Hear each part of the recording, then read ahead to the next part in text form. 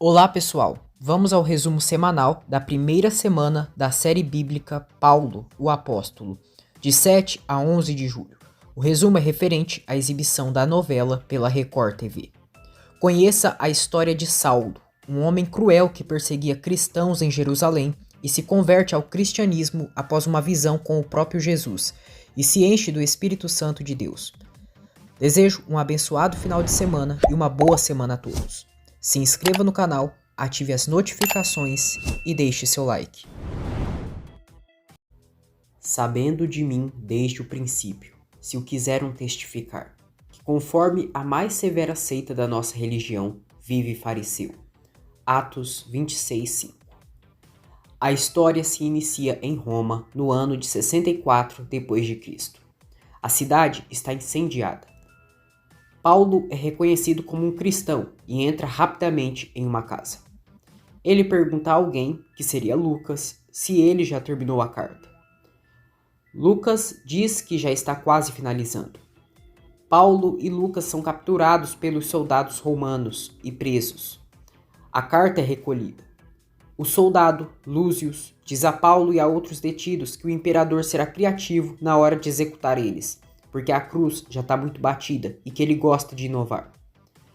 Na prisão, Lucas diz aos demais que eles não podem se intimidar pelo que vem e que Paulo sempre soube que aquele dia chegaria. Elisa pergunta a Lucas por que Deus escolheu Paulo. Lucas se relembra do ano 34 d.C., quando Paulo ainda se chamava Saulo. Ele estava arando a terra quando um dos bois empacou. Saulo, nervoso, feriu o boi. Saulo acorda em um barco e Jonas anuncia que chegaram em Zazareia. Jonatas diz a Saulo que Zazareia não chega aos pés da cidade de Tarso. Saulo diz a Jonatas que mesmo eles tendo religiões diferentes, eles creem no mesmo Deus. Jonatas fica surpreso e diz que deve ser por isso que ele chama a atenção de Caifás, diferentemente dele. Saulo diz que o Caifás só quer que você seja o seu melhor sempre. Jonatas diz que ele poderia deixá-lo viver sua vida livremente e que já basta seu pai implicando com ele. Ele pergunta onde está seu cunhado para levá-lo a Jerusalém. Um dos servos de Gion, sogro de Jonatas, aparece ali e informa que o Nataniel não veio buscá-lo porque aconteceram alguns imprevistos em Jerusalém. Na época em que ele ainda era chamado Saulo, muitos sinais e milagres eram realizados entre o povo pelos apóstolos. Isso despertava a atenção do sumo sacerdote, que ficava tomado de ciúmes, e ordenou a prisão dos apóstolos na cadeia pública. Porém, naquela noite, um anjo do Senhor abriu os portões da prisão e os libertou. Conforme a orientação do anjo, eles foram ao templo ao amanhecer e começaram a pregar. Mas o sumo sacerdote soube do que houve e ordenou que os levassem ao sinédrio, causando agitação entre o povo. Matias se aproxima de Pedro e pergunta o que aconteceu com Ananias e Safira, indagando se eles morreram por não entregarem a oferta que ele esperava. Matias chama Pedro de ladrão e cospe em seu rosto. Um tumulto se forma no sinédrio, sob o olhar atento de Gamaliel, Caifás e outros líderes religiosos. Caifás incita os membros do sinédrio contra Pedro, Tiago e Bernabé. Eles querem saber quem abriu a prisão e os libertou. Eles dão risada com desdém ao ouvirem que foi um anjo que os libertou. Eles os acusam de falsidade e blasfêmia, e questionam como tiveram coragem de voltar ao templo de Deus. Caifás já havia proibido que falassem em nome de Jesus, mas mesmo assim encheram Jerusalém com sua mensagem e ainda os responsabilizavam pela morte dele. Pedro responde dizendo que é mais importante obedecer a Deus do que aos homens. Ele disse: "O Deus dos seus pais ressuscitou Jesus, a quem vocês mataram e penduraram em uma cruz." Risos sarcásticos interrompem o discurso de Pedro. Caifás propõe acabar com a rebelião daqueles homens, mandando matá-los. Um grande debate toma conta do sinédrio. Gamaliel se opõe à ideia. Ele pede que os três sejam retirados para que possam discutir melhor a decisão. Enquanto isso, a caminho de Jerusalém, Saulo e Jonatas ouvem sobre os últimos acontecimentos em Jerusalém. O servo conta sobre o Messias. Saulo demonstra indignação com o que escuta. Gamaliel tenta impedir Caifás de matar os seguidores de Jesus Cristo. Porém, Caifás, sendo mais persuasivo, convence os demais sumos sacerdotes que pelo menos eles sejam açoitados. Pedro, Tiago e Bernabé são chicoteados publicamente no Sinédrio. Caifás os expulsa e os proíbe de continuar pregando sobre Jesus. Saulo chega a Jerusalém. Ele pergunta a Gion sobre sua noiva. Gion hesita em responder. Logo em seguida, Netaniel o recebe, surpreso com a presença de Jonatas, já que ele era sacerdeu. Saulo é recebido por Gamaliel e compartilha as últimas notícias de Tarso. Gabriela chega em casa e se espanta ao ver Saulo. Saulo presenteia Gabriela com um enfeite de cabelo com lírios. Gabriela se encanta. Saulo percebe algo estranho em seu olhar e diz que veio para marcar a data do casamento. Ele sente que estão lhe escondendo algo. Tiago cuida dos ferimentos de Pedro. Logo depois, recebem a visita de Estevão, um novo convertido, que deseja se unir a eles. Tiago afirma que Estevão foi cheio do Espírito Santo. Saulo fica furioso ao descobrir que Gabriela tem contato com os seguidores de Jesus. Ele a proíbe de vê-los. Gabriela diz que conversarão em outro momento, pois Saulo está exaltado. Gamaliel sai em defesa da filha. Saulo pega suas coisas e vai embora. Ao sair da residência de Gamaliel, Saulo cruza com Caifás. O sumo sacerdote o convida para comparecer ao Sinédrio no dia seguinte, dizendo que é uma missão importante para ele. Saulo então passa a noite hospedado na casa de Caifás. Inquieto, ele não consegue dormir, pensando nas palavras de Gabriela. Saulo se levanta, vai até a janela e recita o Salmo 25. Nesse momento, vê Gabriela saindo escondida de casa e resolve segui-la. Gabriela chega ao local onde os cristãos estão reunidos. Pouco depois, Saulo também chega e bate à porta. Pedro questiona como ele descobriu o encontro. Saulo revela que foi por meio de sua noiva. Gabriela se desespera com a situação. Pedro então se dirige ao grupo com uma breve fala. Ele pede que Gabriela agradeça a seu pai, pois sem a intervenção dele, algo muito mais grave teria acontecido com ele, Tiago e Bernabé no Sinédrio. Saulo permanece olhando para Gabriela com um olhar carregado de raiva e mágoa. Estevão nota que Gabriela está nervosa, pois começa a suar. Pedro impõe as mãos sobre os presentes, junto com Tiago e Bernabé, abençoando-os. Em seguida, Pedro pergunta qual é o nome daquele visitante. Saulo responde: "Meu nome é Saulo, sou fariseu." Tomado pela revolta, Saulo se dirige a todos com um discurso ríspido e autoritário. Ele confronta Pedro diretamente. Gabriela tenta convencê-lo a ir embora, mas Saulo se recusa. Saulo ridiculariza Pedro, chamando-o de ignorante por ser apenas um pescador. Estevão se levanta e diz que apesar de ter estudado, nenhuma escola humana conseguiu dar sentido à sua vida. Ele encara Saulo com firmeza. Saulo, enfurecido, parte para agredi-lo, mas Gabriela e os outros presentes o impedem de se aproximar de Estevão. Irritado, Saulo cospe no chão e diz que vai denunciá-los ao Sinédrio. Saulo, profundamente cético e obstinado em sua visão racionalista do mundo, despreza abertamente os apóstolos, a quem não hesita em classificar como charlatões e enganadores do povo. Em sua mente lógica e orgulhosa, não há espaço para a fé que transcende a razão, e muito menos para aquilo que ele considera uma seita descontrolada e perigosa.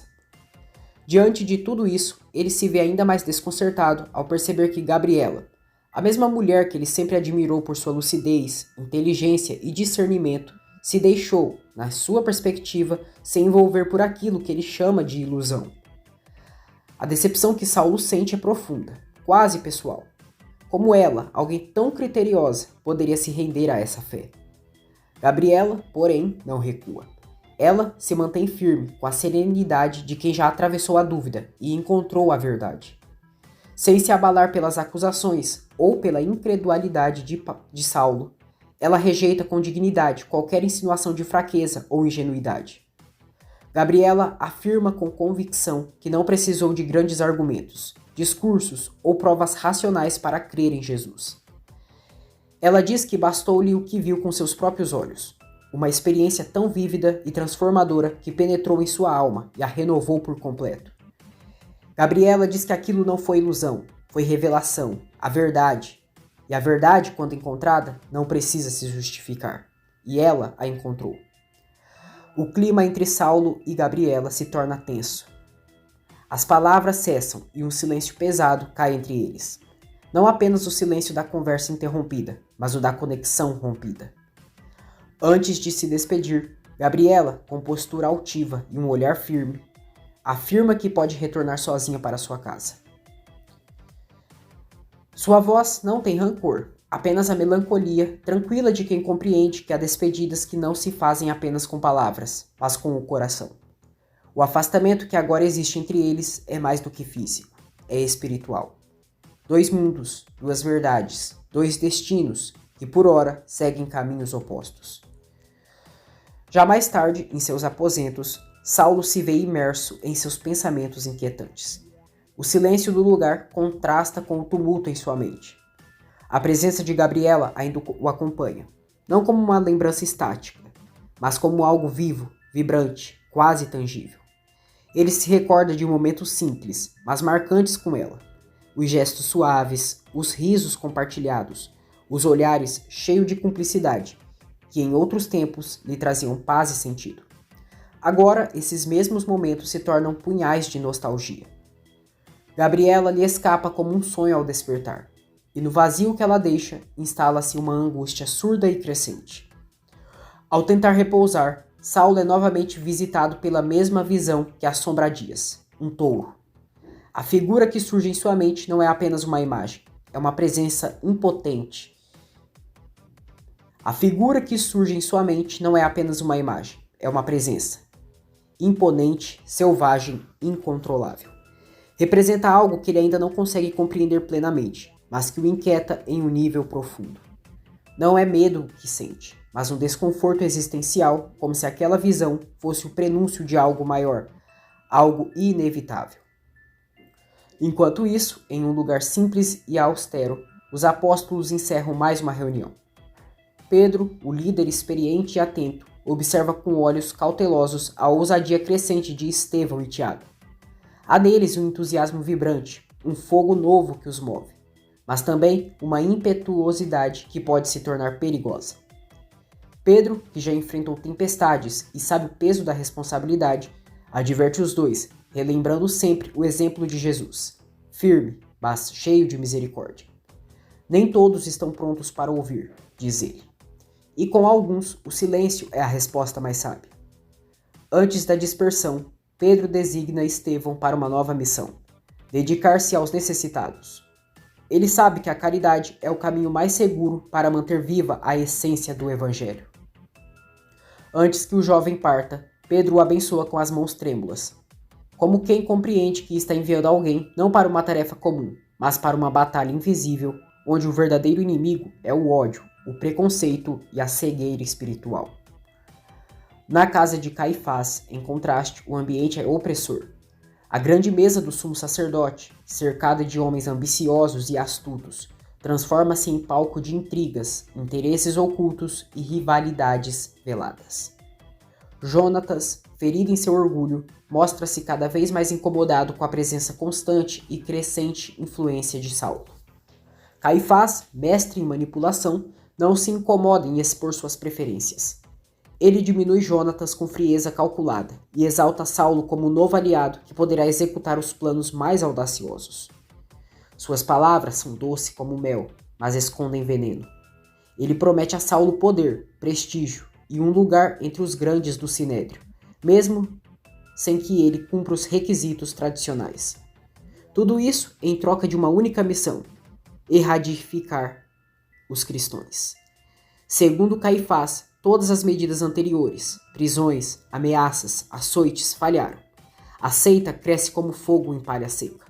Agora, diz ele que resta apenas um caminho: eliminá-los de forma definitiva.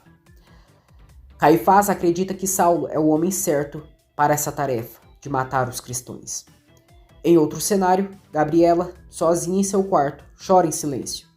As lágrimas caem sem alarde, mas pesam como pedras. Seu pai entra, percebendo a dor da filha, e tenta consolá-la com ternura. Gabriela, sem esconder a tristeza, confessa que se Saulo não for capaz de enxergar a verdade que ela crê, aquela que a transformou, não poderão se casar. Ela diz ao pai que agora a fé é um divisor de águas entre os dois. Na manhã seguinte, Saulo, ao lado de Caifás, procura Gamaliel. Durante a conversa, descobre que o mestre já sabia da fé de Gabriela. Ele se sente traído. A conversa é abruptamente interrompida por Nataniel, que traz notícias de um tumulto no templo. Ali, diante de uma multidão perplexa, Estevão ora por um homem paralítico, o mesmo que tempos atrás havia recebido uma esmola das mãos de Saulo. E agora, sob o olhar de dezenas de testemunhas, o homem se levanta e anda. Para muitos é um milagre, para outros um truque. A multidão se divide entre a comoção e a revolta. Saulo, tomado pela fúria, confronta o ex-paralítico e o acusa de enganar o povo. No auge de sua ira, a visão do touro o assombra mais uma vez. Dessa vez, mais nítida, mais poderosa. Ele cambaleia, atordoado, como se a própria realidade lhe escapasse por entre os dedos. Pedro, ao ver o clima se intensificar, adverte Estevão. Os olhos dos fariseus estão atentos e qualquer deslize será fatal. Mas já é tarde, pois Estevão é capturado. No templo, Gamaliel confronta Caifás com coragem.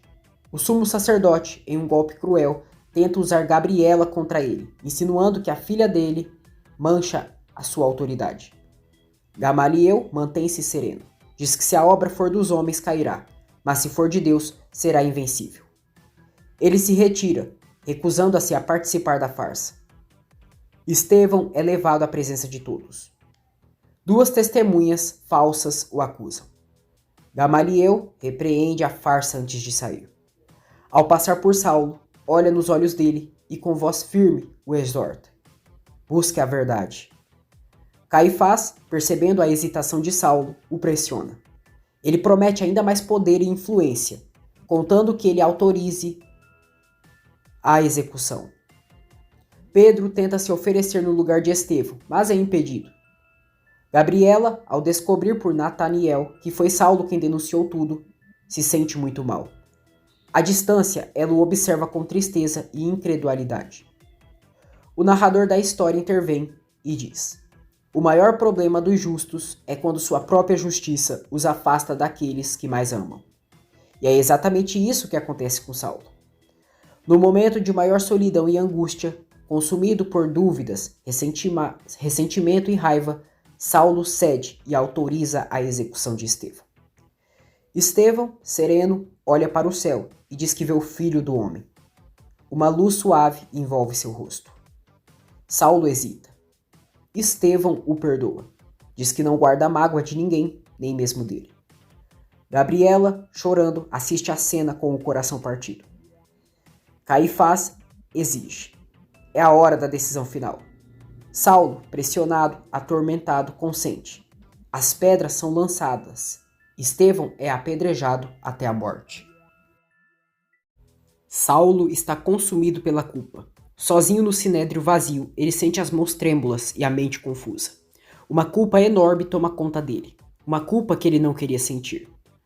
Baixinho, ele tenta justificar o que fez. Poucas horas antes, ele havia aprovado a morte de Estevão, achando que estava protegendo a lei de Deus. Mas agora, em silêncio, ele clama a Deus, pedindo para não ser mais dominado por essa dor que parece rasgar sua alma. A história volta no tempo. Estevão está no centro do sinédrio, cercado por uma multidão inquieta. O sumo sacerdote Caifás, com arrogância, pergunta alto: o que tem a dizer em sua defesa? O ambiente é pesado, os olhares são frios e hostis. Mesmo assim, Estevão está calmo.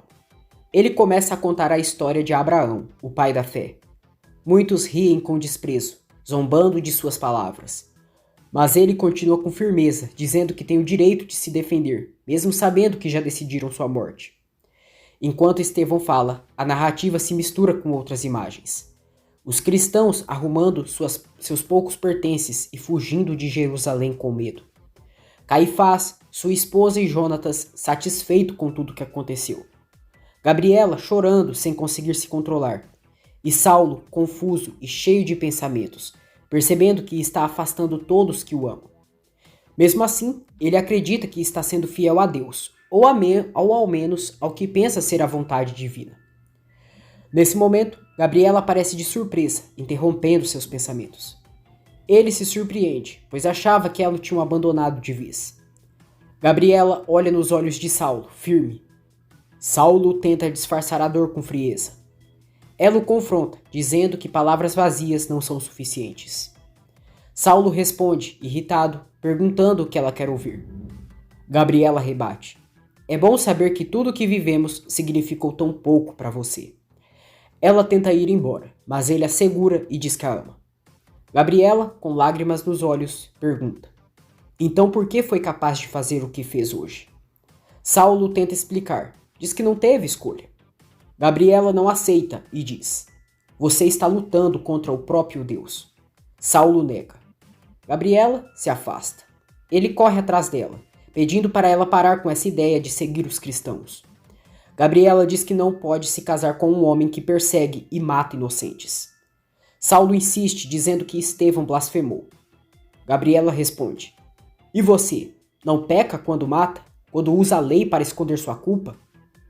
Ela pergunta se ele também terá que fugir. Ela pergunta se ela também terá que fugir por seguir Jesus. Saulo diz que ela está exagerando. Só pede que ela pare de pregar. Diz que não gostaria de ter que prendê-la. Gabriela vai embora arrasada. No Sinédrio, Caifás elogia Saulo, mas Gamaliel se opõe com firmeza. Ele avisa Saulo que ainda dá tempo de desistir. Saulo recusa. Diz que parar agora seria trair a Deus. Então, ele propõe algo ainda mais radical: prender todos que falarem sobre Jesus. Saulo acredita que a morte de Estevão já assustou os cristãos, e esse é apenas o começo. Gamaliel não concorda com isso, se revolta e sai do Sinédrio. Caifás só debocha, dizendo que não há prisão suficiente para os cristãos.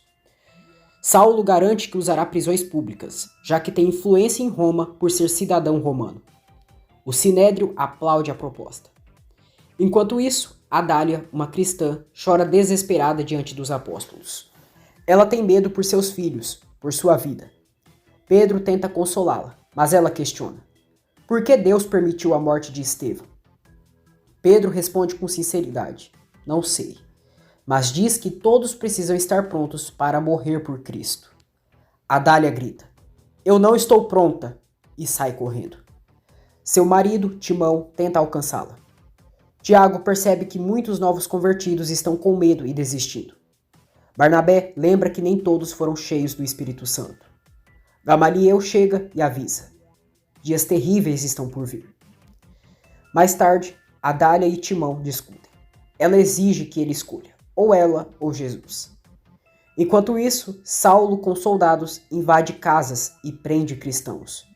Ao encontrar Adália e Timão, manda levá-los por serem da seita dos apóstolos. Os apóstolos tentam enfrentá-lo, liderados por Gamaliel. Mas Saulo não quer prender os líderes agora. Prefere atacar os seguidores para enfraquecer o movimento. Pedro vê o perigo e ordena: todos devem fugir de Jerusalém. Na prisão, reina o caos.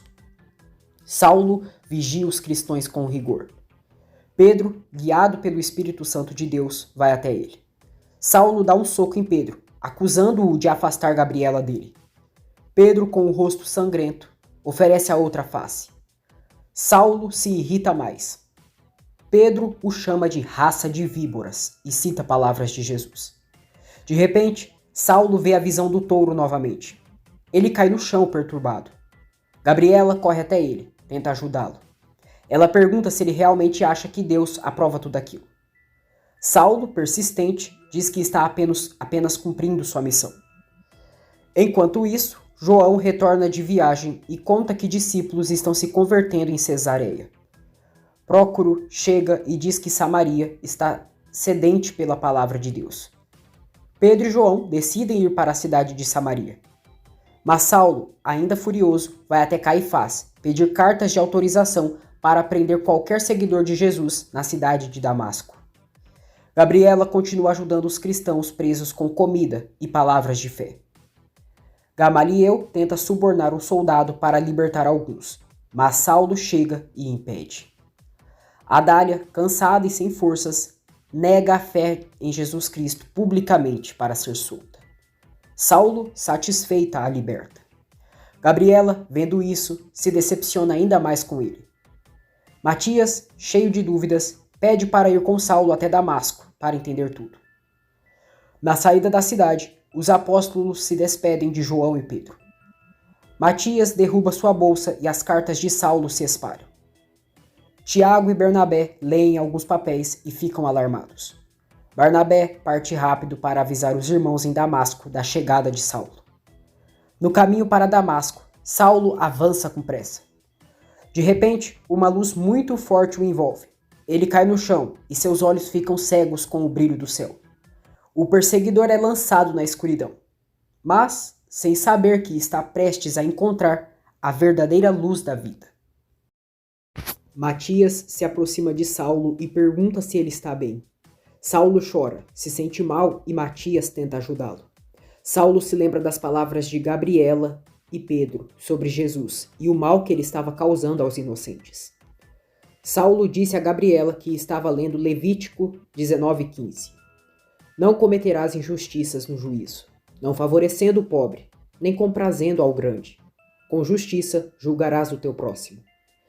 Gabriela só deu boa noite a ele e se retirou. Depois disso, Saulo teve a visão com o touro novamente e ficou bastante assustado. Já na atualidade, Saulo, caído por terra, ouviu uma voz que lhe dizia: Saulo, Saulo, por que me persegues? Saulo pergunta: Quem és tu, Senhor? Ao que respondeu: Eu sou Jesus, a quem tu persegues, mas levanta-te, entra na cidade, onde te dirão o que te convém. Os companheiros de viagem pararam embargados de voz, ouvindo a voz, não vendo, contudo, ninguém. Então Saulo se levanta da terra e, abrindo os olhos, nada podia ver, e guiando-o pela mão, levaram-no para Damasco. Lucas continua contando aos prisioneiros da prisão a dor de Saulo ao se dar conta que estava totalmente errado. Elisa diz que Jesus escolheu ele mesmo assim. Gabriela diz que sim, porque Jesus escolhe os sinceros. Lucas continua contando que depois disso, Saulo ficou 3 dias sem ver, sem comer e sem beber. Voltamos à época. Ananias diz à sua esposa que estava pensando e acha melhor ela voltar para a casa dos pais dela com as crianças. Safira diz que não quer deixar ele sozinho em Damasco. Ananias diz que ela ouviu o que o Bernabé disse, que aquele homem já arrastou mulheres e crianças de casa e não tem compaixão. Safira pede que o marido vá com eles, mas Ananias nega, porque precisa terminar de pagar as prestações da casa. Safira questiona se o tal do Saulo prendeu-o. Ananias diz que ela iria visitá-lo na prisão. Safira diz que também é discípula de Jesus. Ananias garante que Deus proverá a família deles. E Safira concorda com ele. Safira sai e Ananias pede força a Deus. Disse-lhe o Senhor numa visão: Ananias. Ao que respondeu: Eis-me aqui, Senhor. Então o Senhor lhe ordenou: Dispõe-te e vai à rua chamada direita, e na casa de Judas procura por Saulo, apelidado de Tarso, pois ele está orando. Saulo está cego, arrependido por suas maldades, e diz que se soubesse que ele era o Messias, tinha largado tudo. Ele chora e diz que teria morrido por Jesus, e suplica o perdão. Saulo se atormenta ao lembrar da morte de Estevão. Ele diz que todo esse tempo tem resistido como uma mula, se sente pecaminoso e diz que não é digno de pronunciar o nome de Jesus, porque é o pior dos pecadores. Saulo diz que tudo o que foi não significou nada. Ananias chega à casa de Judas e encontra Saulo sentado no chão. Saulo começa a ver embaçado e viu entrar um homem chamado Ananias e impor-lhe as mãos para que recuperasse a vista. Ananias, porém, respondeu a Deus antes: Senhor, de muitos tenho ouvido a respeito deste homem, quantos males tem feito aos teus santos em Jerusalém. E para aqui trouxe autorização dos principais sacerdotes para prender a todos os que invocam o teu nome. Mas o Senhor lhe disse: Vai, porque este é para mim um instrumento escolhido para levar o meu nome perante os gentios e reis, bem como perante os filhos de Israel, pois eu lhe mostrarei quanto lhe importa sofrer pelo meu nome. Então Ananias foi, e entrando na casa, impôs sobre Saulo as mãos, dizendo: Saulo, irmão, o Senhor me enviou, a saber, o próprio Jesus, que te apareceu no caminho por onde vinhas, para que recuperes a vista e fiques cheio do Espírito Santo. Imediatamente lhe caíram dos olhos como umas escamas, e recuperou a vista. Emocionado, Saulo deu um caloroso abraço em Ananias. Ananias diz a Saulo que o Deus dos pais deles escolheu ele para que conheça sua vontade. Saulo, surpreso, diz: Me escolheu? Ananias confirma e diz: O Deus de nossos pais de antemão te escolheu para que conheceres a sua vontade, veres o justo e ouvires uma voz da sua própria boca, porque has de ser sua testemunha diante de todos os homens, das coisas que tem visto e ouvido. E agora, por que te demoras? Levanta-te, recebe o batismo e lava os teus pecados, invocando o nome dele. A seguir, Saulo levantou-se e foi batizado. Cheio do Espírito Santo, Saulo diz a Ananias: como é bom e agradável viverem unidos os irmãos. É como o óleo precioso sobre a cabeça, o qual desce para a barba de Arão, e desce para a gola de suas vestes. É como o orvalho do Hermon, que desce sobre os montes de Sião. Ali ordena o Senhor a sua bênção e a vida para sempre. Saulo diz a Ananias que agora tudo faz mais sentido. Ele diz que o Pedro é um homem abençoado e gostaria de ter tido a oportunidade que eles tiveram de conhecer Jesus, de ter tocado nele. Ananias diz que agora ele o tem, dentro dele, e que o Espírito Santo é Deus dentro deles. Saulo diz que não merece. Ananias diz que ninguém merece, que o Espírito Santo é um presente. Os dois vão juntos comer. Matias vai ao sinédrio e conta aos sumos sacerdotes sobre a luz que invadiu Saulo. Ele conta que ouviu uma voz dizendo: Por que você me persegue, Saulo? Os sumos sacerdotes dão risada. Gamaliel pergunta a Matias se essa seria a voz do próprio Jesus. Caifás dá muita risada e Gamaliel confronta quem eles têm perseguido esse tempo todo. Caifás diz que eles só estão limpando a herança de Abraão, de seitas que distraem o povo do Deus que serve. Gamaliel diz que ele tem jogado homens, mulheres e crianças presos em locais públicos. Caifás exige que Gamaliel o respeite como sumo sacerdote que é. Um dos sumos sacerdotes diz que até parece que o Gamaliel acredita no Nazareno e vive defendendo os hereges. Jonatas pergunta a Matias quanto ele ganhou para dizer aquilo, porque pode lhe pagar muito mais. Matias diz que só está contando o que presenciou, que viu aquela luz e ouviu aquela voz. Gamaliel anuncia que irão esperar o Saulo voltar e se explicar. Ananias garante a Saulo que o Espírito Santo de Deus irá guiá-lo. Ele fala sobre Isaías 11:2. E repousará sobre ele o Espírito do Senhor. Saulo finaliza o versículo. Espírito de sabedoria e de entendimento. Espírito de conselho e de fortaleza. Espírito de conhecimento e de temor ao Senhor. Saulo confessa a Ananias que se sente mais forte. Tudo está mais vivo e agora faz sentido. Ele fala sobre Isaías 53:3. Era desprezado, o mais rejeitado entre os homens, homem de dores e que sabe o que é padecer. E como um de quem os homens escondiam, o rosto era desprezado, e dele não fizemos caso.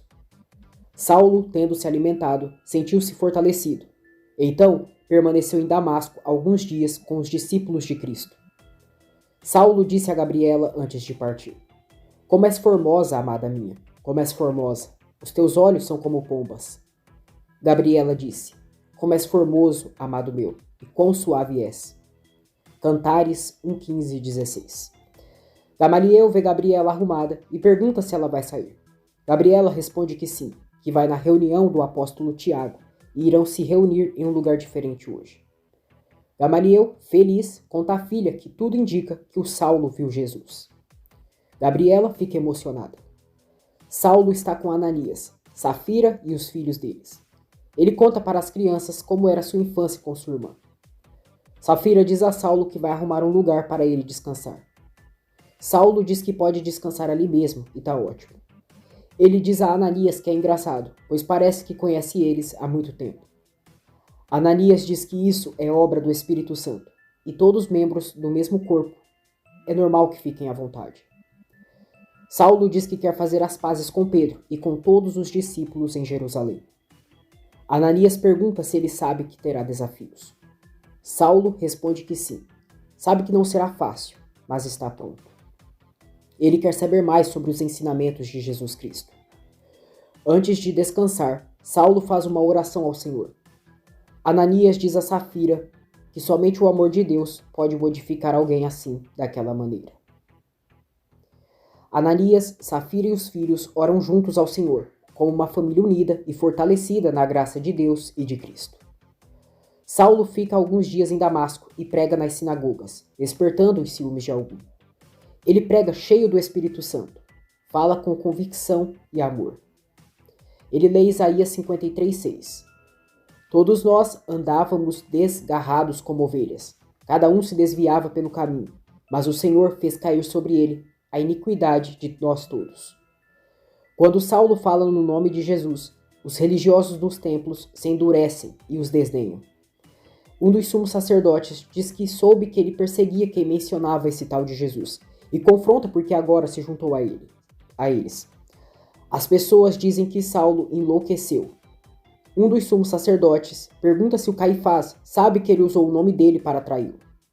Saulo diz que não traiu, que já explicou para eles o que aconteceu. Saulo é duramente criticado e um dos sumos sacerdotes diz que eles irão continuar a missão que o Caifás passou para ele. Eles querem planejar a morte de Saulo. Elisa diz a Lucas e Gabriela que já queriam matar o Paulo mesmo sem ele ter começado sua missão. Gabriela diz que era assim mesmo porque o Paulo tinha o dom de atrair perseguidores. Lucas diz que o Paulo sempre foi muito invejado, principalmente depois que se converteu. Voltamos à época e à continuação da história de Saulo. Ananias levou Saulo até Barnabé. Barnabé o encara, diz que estava na sinagoga mais cedo e percebeu como ele está incitando o ódio dos religiosos dali. Ele diz que precisam dessa coragem em Jerusalém. Sorri para ele e pergunta se há notícias do Caifás. Saulo responde que não, e Barnabé diz que ele não deve estar entendendo nada. Saulo diz a Barnabé que quer pedir perdão para ele. Barnabé diz que isso já foi perdoado e sabe o quanto a cegueira espiritual causa ódio. Saulo quer se juntar aos discípulos e Barnabé diz que Jesus irá dirigir sua caminhada. Ele diz que irá preparar os outros discípulos e, enquanto isso, o Saulo permanece com Ananias. Saulo pergunta a Ananias qual é a história do Barnabé. Ananias diz que ele é natural do Chipre e, quando se converteu, vendeu tudo o que tinha para seguir Jesus. Alguns religiosos estão por perto e Ananias leva Saulo dali. Barnabé avisa Saulo que estão planejando matar ele e estão colocando soldados para vigiar a entrada e saída da cidade. Saulo diz que eles não podem fazer isso porque é um cidadão romano. Barnabé diz: seja bem-vindo ao pão nosso de cada dia, de quem crê em Jesus. Ananias chega em casa com Saulo e Barnabé. Ele encontra tudo revirado e, desesperado, chama por sua família. Ananias encontra seus filhos e esposa mortos e chora desesperadamente. Saulo fica muito mal com a situação. Barnabé manda Saulo fugir e agora só o Espírito Santo pode consolar o Ananias. Saulo se sente culpado pela morte da família de Ananias e chora muito. Barnabé diz que eles irão continuar fazendo isso porque pensam que assim irão calá-los. Ele diz a Saulo que Deus escolheu ele, que o testemunho dele irá salvar muitas almas, mas agora ele precisa ser forte. Gabriela e Miriam, sogra de Pedro, se conhecem. Gabriela revela a Tiago que o Saulo se converteu, que ele conheceu Jesus. Miriam e Tiago ficam surpresos, incrédulos. Gabriela diz que parece até difícil de acreditar, mas o Senhor Jesus apareceu para ele no caminho para Damasco. Tiago pergunta quem contou isso, porque duvida muito que seja verdade, e pode ser uma cilada para ele se infiltrar no meio deles. Barnabé diz a Saulo que ele não teve culpa de nada, e que isso é o que irão viver. Ele pede que ele faça a vontade de Deus e que em breve se encontrarão em Jerusalém.